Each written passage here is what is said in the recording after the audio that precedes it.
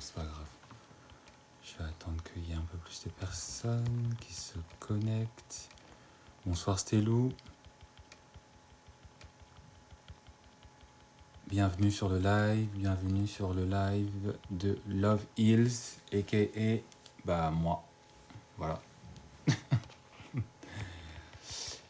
Bonsoir, j'espère que vous allez bien, j'espère que vous portez tous bien. La chaleur d'aujourd'hui, c'est quelque chose, hein. Quand est-ce que ça va pouvoir diminuer un petit peu? Je reviens. Bonsoir, ACP85.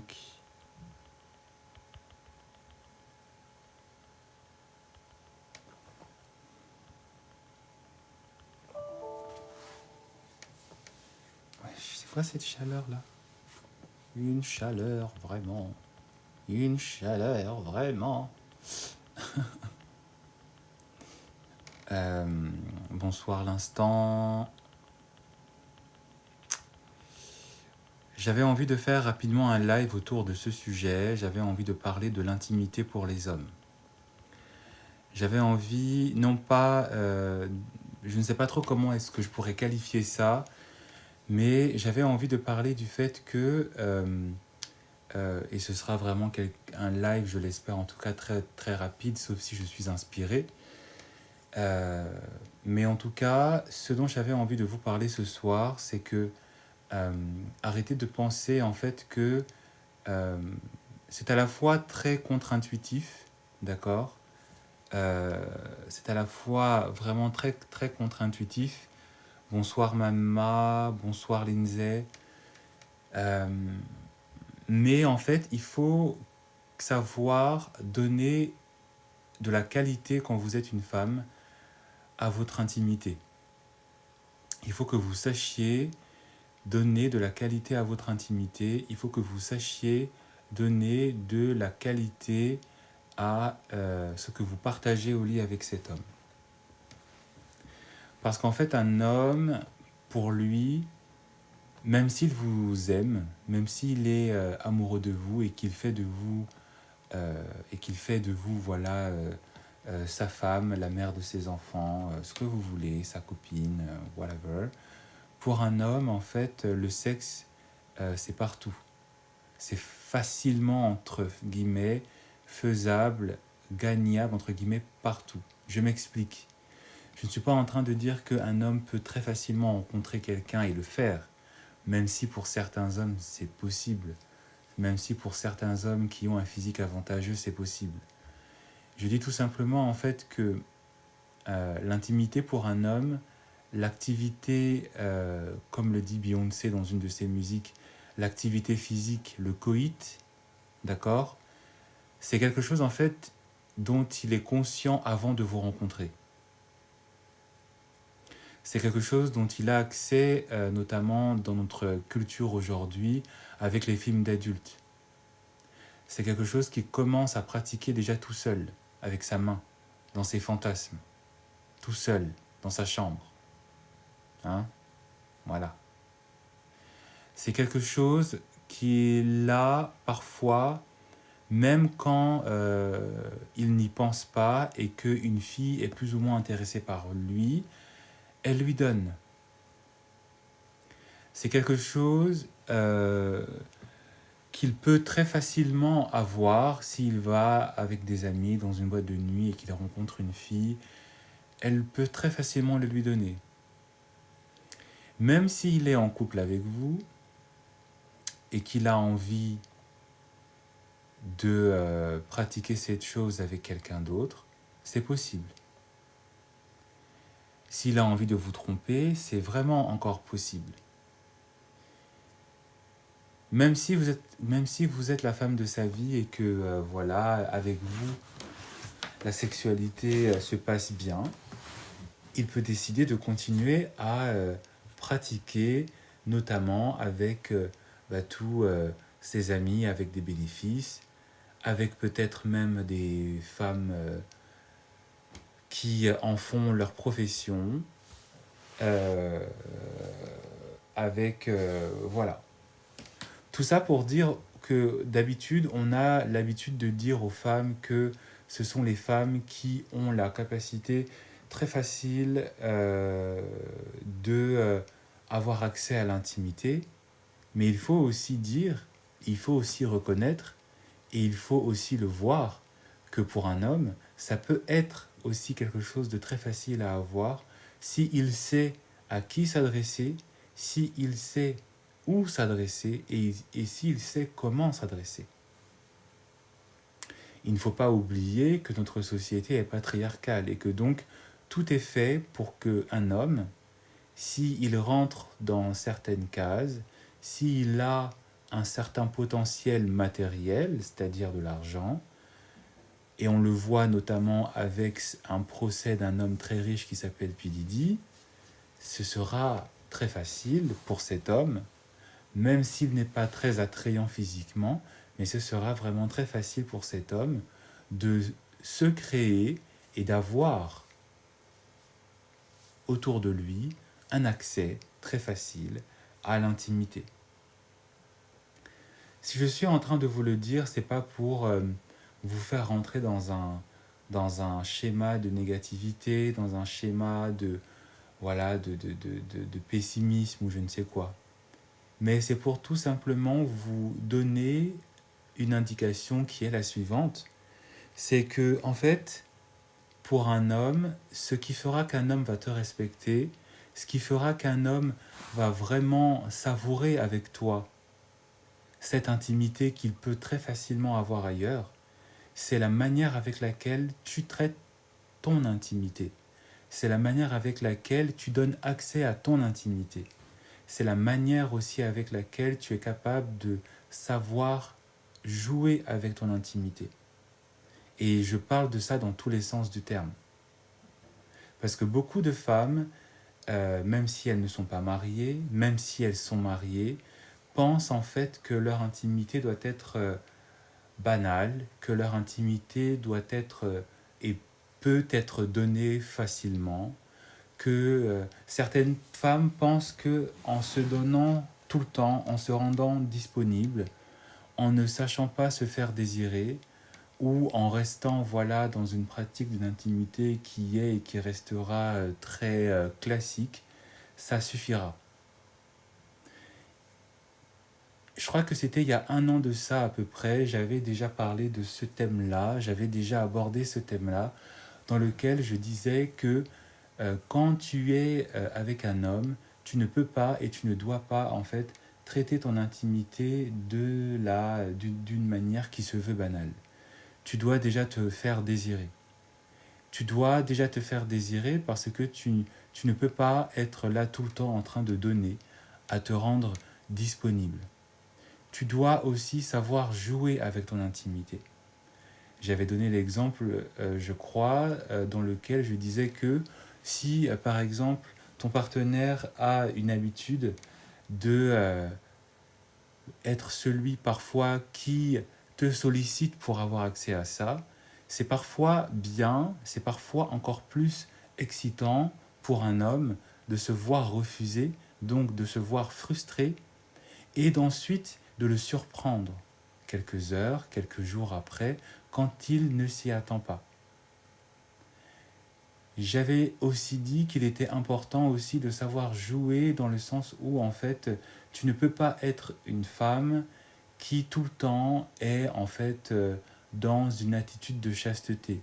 Surtout pour les femmes qui sont mariées, surtout pour les femmes qui voilà, ont une vie de couple qui a été reconnue devant Dieu et devant les hommes. Il faut aussi en profiter soi-même, ne pas juste subir l'acte intime comme une punition, subir l'acte intime comme si c'était juste quelque chose que ton homme devait te faire passer comme si tu devais passer à la casserole. Et puis une fois que tu as été passé à la casserole, une fois qu'il avait fini de faire son acte, c'était bon, tu pouvais... Non, tu dois aussi savoir qu'est-ce que toi tu aimes.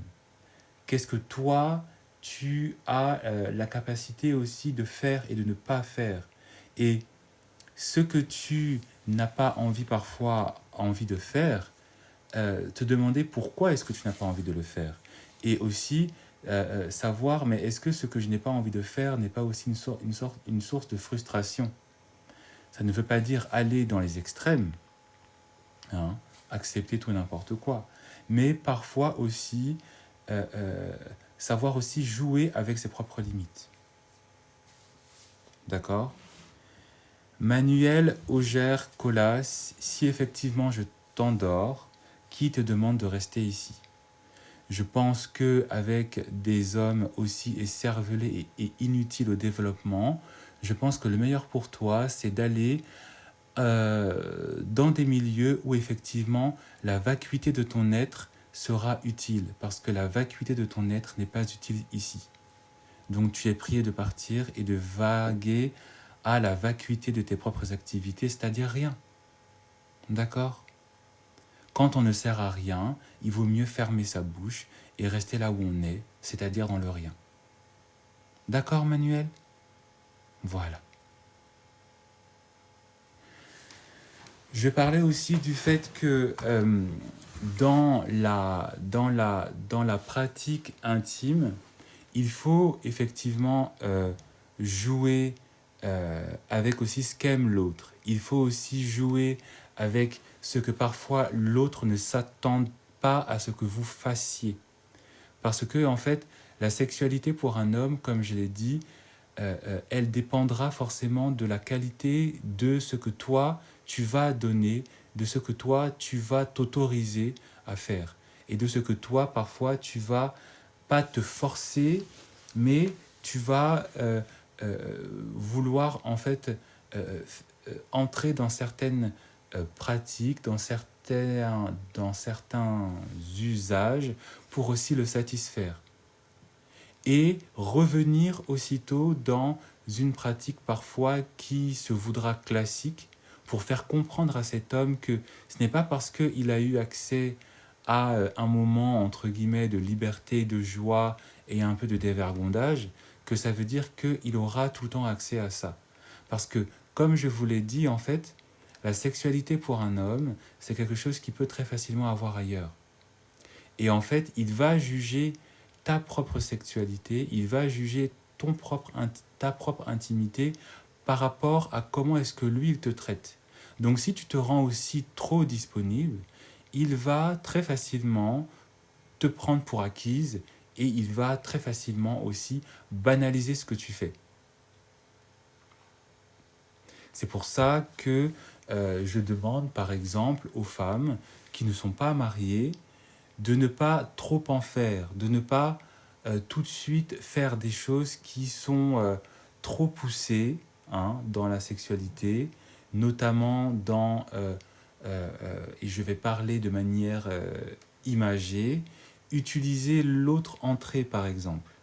Parce que beaucoup de femmes, par exemple, pour protéger parfois leur intégrité, pour parler comme ça, hein, quand elles ne sont pas autorisées à utiliser le chemin classique, elles passent par le chemin extraordinaire. Et du coup, en fait, pour l'homme, alors bien sûr, il est satisfait, mais est-ce que cela veut dire que cet homme, parce que vous allez le satisfaire, par exemple, avec ce chemin-là, pour parler de manière imagée, est-ce que ça va lui donner envie d'en savoir et d'en découvrir encore plus parce que même pas parce que, alors que vous lui avez déjà donné toute la saveur de votre personne. Comprend qui comprend. Et c'est pour ça que notamment dans les anciennes, on va dire dans les anciennes coutumes, dans les mœurs de nos parents, de nos grands-parents, de nos arrière-grands-parents,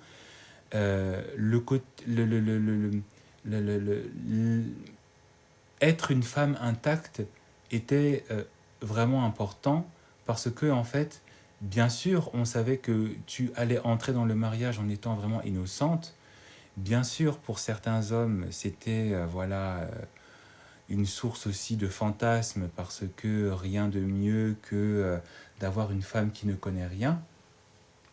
mais aussi ça attisait, hein, et ça montrait pour les hommes qui n'étaient pas juste que de gros pervers, hein, ça faisait aussi que cet homme pouvait vous faire confiance et que cet homme pouvait être vraiment votre homme parce que en fait il était le premier avec qui vous aviez fait cet acte.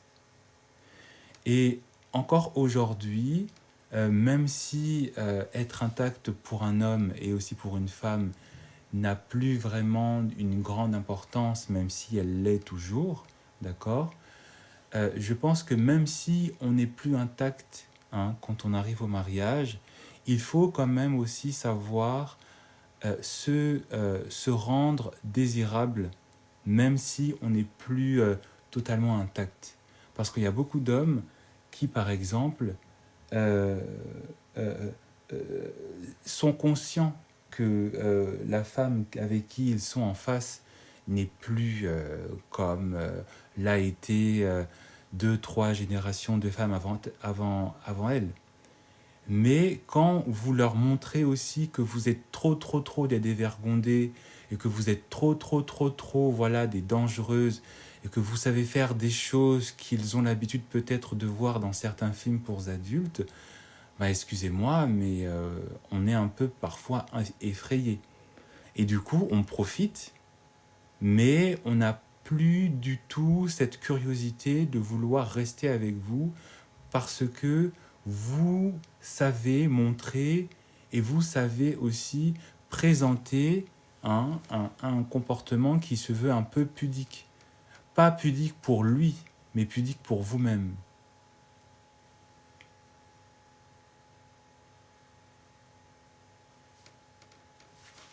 Et je pense que la sexualité aujourd'hui ne doit plus être un tabou, effectivement. Il faut en parler, comme je le fais là. Il faut en discuter. Mais ça ne veut pas dire que parce qu'on parle intimité, ça doit dire que l'on doit forcément prouver et montrer à tout le monde ce qu'on sait faire. Il faut toujours avoir un peu ce comportement pudique. Il faut toujours avoir un petit peu ce comportement où on ne veut pas montrer à l'autre tout ce qu'on sait faire et tout ce qu'on peut faire. On ne veut pas montrer à l'autre toute son expérience parce que en fait, il doit le mériter. Et la sexualité, ça reste quelque chose pour un homme qui se mérite. La sexualité, ça reste quelque chose pour un homme où c'est une récompense. Et toutes les pratiques dans cette intimité-là ne peuvent pas être faites à n'importe quel moment de la relation parce que en fait, il doit le mériter. Il doit mériter certaines pratiques. Il doit mériter voilà, certains usages, si je peux dire ça comme ça. Et c'est ce que beaucoup de femmes en fait oublient. Et c'est ce que beaucoup d'hommes veulent continuer à vous faire oublier en vous proposant peut-être des relations qui ne vous seront pas utiles. Alors oui, effectivement, vous allez être sexuel avec une personne, mais est-ce que c'est réellement ce que vous avez envie? Alors oui, effectivement, vous allez avoir une relation qui se veut facile, mais est-ce que c'est vraiment ce que vous aspirez déjà pour vous-même? Si on met à côté, si on met à côté le, si on met à côté la luxure, si on met à côté la concupiscence, si on met à côté son appétit sexuel, est-ce que la facilité de l'accès que veulent vous donner certains hommes, est-ce que c'est quelque chose que vous avez envie d'avoir pour vous? Et est-ce que ce n'est pas juste un conditionnement parfois que certains hommes veulent vous faire faire? Je ne suis pas en train de dire que si tu as une femme et que tu as envie de t'amuser, ça veut dire que tu es forcément une femme qui est conditionnée. Non. Mais parfois, certains hommes hein, vous tentent, certains hommes aussi vous font croire qu'effectivement, j'ai pas envie d'avoir une relation qui est sérieuse. Et en fait, plutôt que de dire, écoute, je respecte ce que tu as envie, mais ce n'est pas forcément ce que moi j'ai envie, certaines femmes acceptent. Certaines femmes restent. Certaines femmes se contentent de ça. Certaines femmes basent aussi ça en se disant qu'elles auront plus après parce qu'elles auront accepté, en fait, les miettes de certains hommes.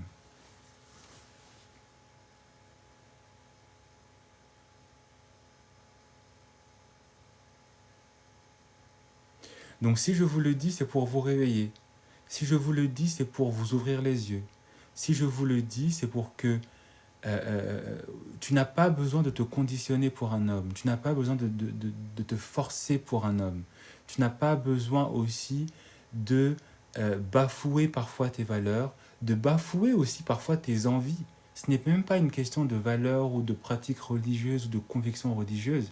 Il y a certaines femmes qui sont, voilà, parce qu'un homme leur plaît, parce qu'un homme les intéresse, elles sont parfois prêtes à tout et à n'importe quoi tant que cet homme leur donne ce qu'elles ont envie, leur donne de leur présence. Même si la présence de cet homme se conditionne à ce qu'il soit dans leur lit pendant 1 heure, avec un échange faible, avec un intérêt pour elle qui est faible, tant que cet intérêt-là est là, même s'il est faible, elle se contente de ça. Et ça, il va falloir arrêter. Et ça, il va falloir aussi savoir si on n'est pas en train de bafouer sa propre valeur. Et si, comme on le dit, on n'est pas en train de se vendre moins cher.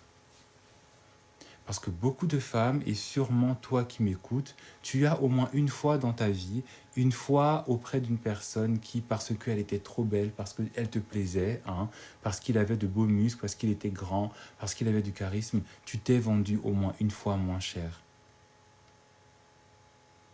Et il est temps pour toi de te demander pour les prochaines fois, parce qu'on n'est pas là pour remuer le couteau dans la plaie, on n'est pas là pour pousser la mamie dans les orties, la pauvre, d'accord? Mais il est temps aussi, comme je l'ai dit hier, par rapport aux erreurs, par rapport aux regrets que vous avez, par rapport aux mauvaises actions parfois que vous avez posées contre vous-même, de savoir aussi quelle expérience et quelles leçons vous devez en retirer pour ne plus les répéter. Et pour mieux aussi vous comprendre vous-même, parce que beaucoup d'entre vous, vous n'arrivez pas à vous comprendre vous-même, vous n'arrivez pas à vous accepter vous-même, et vous arrivez encore moins à vous pardonner vous-même par rapport à vos erreurs, par rapport à vos expériences, par rapport à vos regrets, par rapport à toutes les fois où vous vous êtes oublié et où vous vous êtes vendu moins cher. Donc la sexualité pour un homme, c'est quelque chose qui peut avoir facilement ailleurs. Mais c'est quelque chose qui va toujours considérer si toi-même tu te considères dans l'accès que tu lui donnes par rapport à cette même intimité. Une femme qui sait se faire désirer dans tous les sens du terme est une femme qui saura toujours, qui sera toujours respectée. Même si cet homme essaie de te donner de la honte, il t'insulte en te disant mais pourquoi tu fais la meuf difficile, pourquoi tu te donnes un petit genre.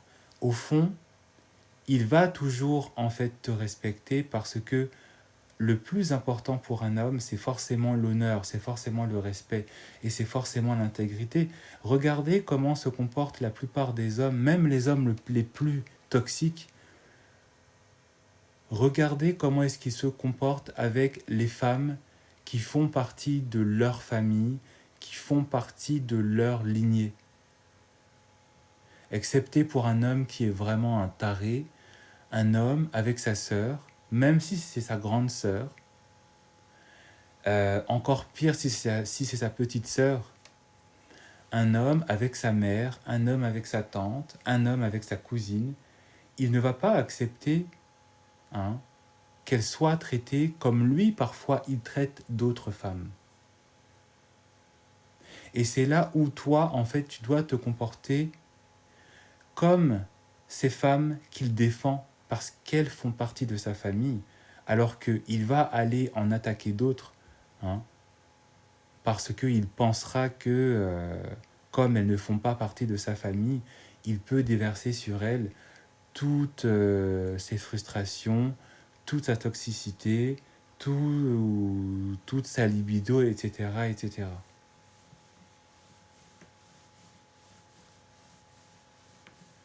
Et donc, il est vraiment important de toujours se rappeler, en fait, quelle valeur est-ce que je me donne? Comment est-ce que je peux en jouer? Je ne suis pas en train de dire qu'il faut être une femme coincée, trop difficile et compliquée, mais qu'il ne faut pas aussi s'oublier en voulant toujours plaire ou en croyant toujours vouloir se satisfaire. Parce que parfois, on croit se satisfaire alors qu'on est en train de se faire du mal. On croit effectivement jouir de la vie, alors que parfois, en croyant jouir de la vie, on est en train de souffrir et de subir, parce qu'on n'est pas en alignement avec ses propres désirs. On n'est pas en alignement avec ce que l'on est vraiment. On n'est pas en alignement avec ce que l'on aimerait faire avec cette personne, ou avec ce que l'on n'aimerait pas faire avec cette personne. On n'est pas dans un alignement qui est authentique. Donc il est temps peut-être pour toi ce soir, je ne sais pas trop si ça aura touché quelqu'un, ça aura ouvert les yeux à quelqu'un, mais en tout cas il est temps pour toi de vraiment t'aligner avec ce que tu es, t'aligner aussi avec ce que tu devrais être pour vraiment atteindre ce niveau de respect et de considération que te donnera l'homme, que te donnera ton homme. À bon entendeur.